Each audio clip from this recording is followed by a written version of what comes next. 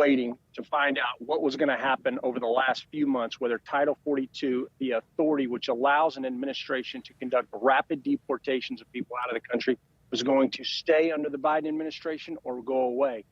A federal judge yesterday ruled that it will stay in place. But we have to look at the totality of what it is. This is an authority. It allows the administration only to conduct these rapid deportations if they want to, not that they have to. So we're going to see how this plays out. Now, let's take a look at where we are with the data.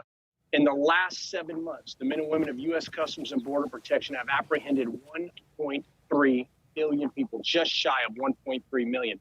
And in the last month alone of April, a record-setting 234,000 apprehensions. And the reason I bring that up is this, is because as politicians from both the Republican side and the Democratic side have talked about this policy, what they're not seeing is how the alien smuggling organizations, the Mexican cartels, and long-haul smugglers have taken advantage of this in order to tell people around the world that if you want to come to the United States, now is your time.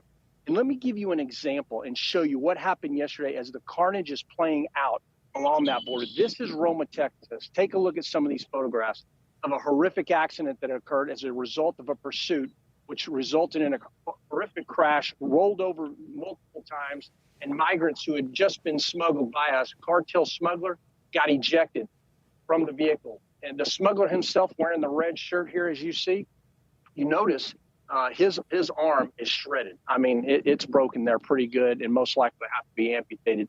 And you can see the tourniquet trying to keep the blood flow back into the body there because of the level of damage he sustained. Now, that individual, we've learned, was on federal parole for what?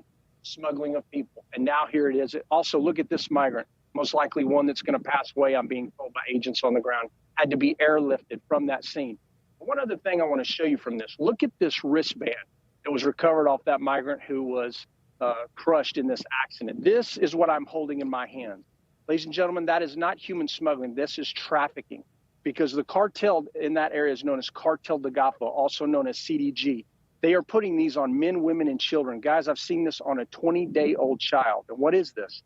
This is because people to the cartels and these smugglers like you're seeing here are nothing more than a commodity.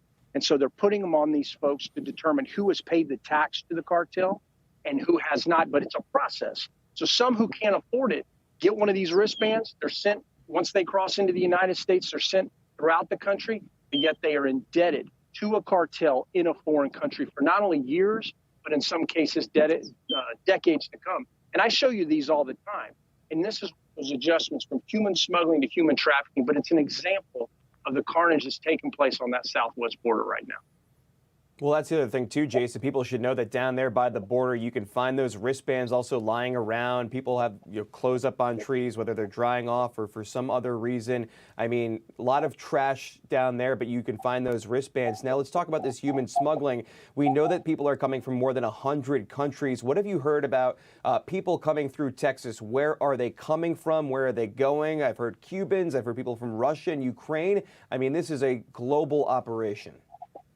You're absolutely right, and I think that's well said. You know, when we think of our southwest border today, we have to look at it through the lens of what's happening today, not the way we remember it.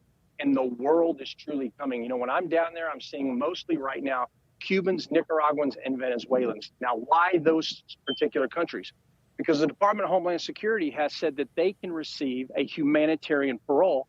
In addition, those are the 3 countries that get a cell phone issued to them after they're allowed to come into the country.